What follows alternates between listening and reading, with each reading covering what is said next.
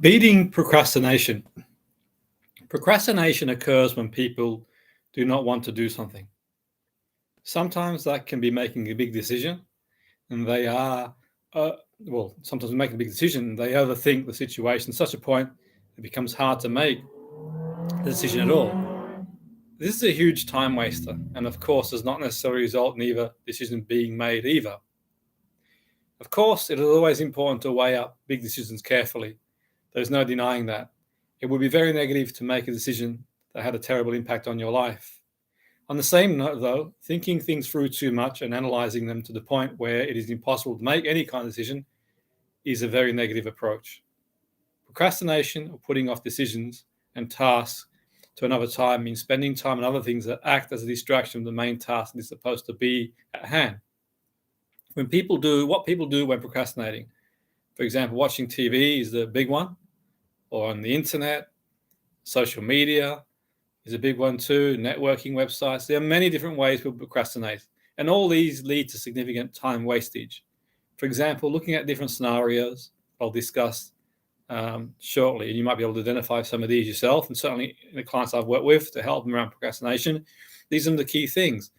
Taking that 10-minute break for coffee that extends to an hour or two because the person doesn't want to go back to work or the job they have to do. Ignoring the job. If you ignore it, maybe it'll go away. Or deciding that the job is way too easy to work on right now, so not working on it enough and putting it to one side, or even doing a poor job. Deciding that the job is quite simply too hard and it can't be done, so making a lame attempt of doing it and doing a poor job. Selecting another job to do instead of the one you should be working on, and you convince yourself that this job is way more important. You tackle an easy part of the task, then comes across a bit that is harder. You decide to leave it, the more difficult bits, for another day when you're feeling more like approaching them. You convince yourself that the task can be put off. After all, it's not that important. Many people are good at procrastinating in at least one, if not all the ways I just described.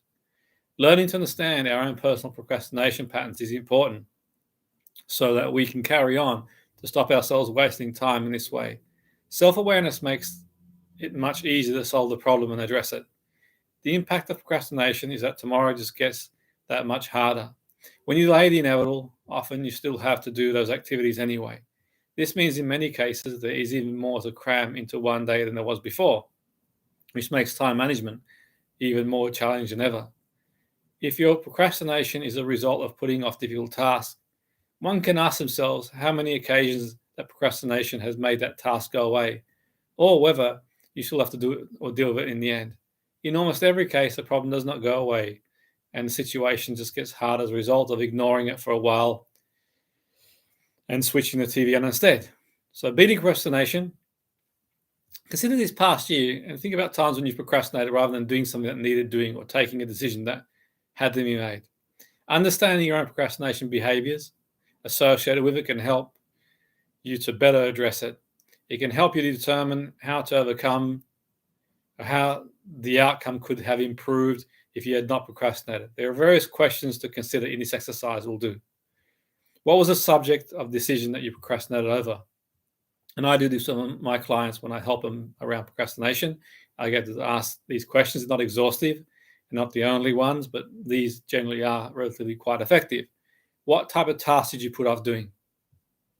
Why did you put off doing that task or making the decision? What did you do during your time of procrastination to avoid the task or decision that had to be dealt with? What was the final outcome of the situation?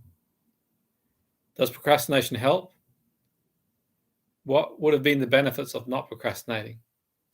Using the information that you think through regarding your personal procrastination to better understand what you do and why. Looking at 3 situations where you procrastinated to get views from different areas of your life. You could look at work, a family situation, or a personal situation, or another situation entirely. These examples would be those that help to be able to identify patterns and improve by cutting back on procrastination. So an exercise I do with my clients is, for example, describe the situation and ask them, why do you think you procrastinated? And what did you do instead of doing what you should have been doing? And what was the outcome? Were there any negative consequences of procrastination? So those questions can be quite useful. So another technique I do is describe the situation. Why do you think you procrastinated? What did you do instead of doing what you should have done? What was the outcome? Were any negative consequences of your procrastination? And that can be quite useful. And here we can reflect on another area of life, for example. And this could be with work, personal life, family life, anything for that matter that's appropriate. And just to reiterate, why do you think you procrastinated? What did you do instead of doing what you should have been doing? What was the outcome? Were there any activities of the consequence of procrastination?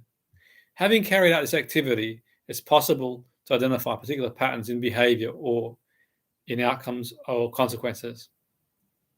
Maybe, people find themselves watching TV instead of focusing on their task in hand, drifting onto the on the internet, which is okay, by the way. I'm not suggesting it's anything wrong with that. Just in moderation and focus on what we need to focus on.